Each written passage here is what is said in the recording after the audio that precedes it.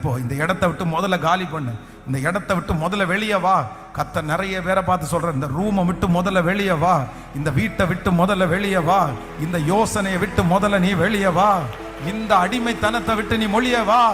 இந்த போனை விட்டு முதல்ல நீ வெளியே வா. கர்த்தர் சொல்ற, நீ முதல்ல வெளியே வா. நீ அந்த இடத்துல இருக்காத, அந்த இடத்துல இருக்காத. அது உனக்குரிய இடம் அல்ல. அது உனக்கு சத்துரு வைத்திருக்கிற பெரிய கண்ணி. அது சத்துரு உனக்கு வைத்திருக்கிற பெரிய வலை. கர்த்தர் சொல்லுகிறார், அந்த இடத்திலிருந்து வெளியே வந்து வானத்தை அண்ணாந்து பார். நான் இவ்வளவாய் உன்னை பெருக பண்ணுவேன். அதைத்தான் கர்த்தர் எலியாவை பார்த்து சொல்றார், உனக்கு இங்க என்ன வேலை? உனக்கு இங்க என்ன வேலை?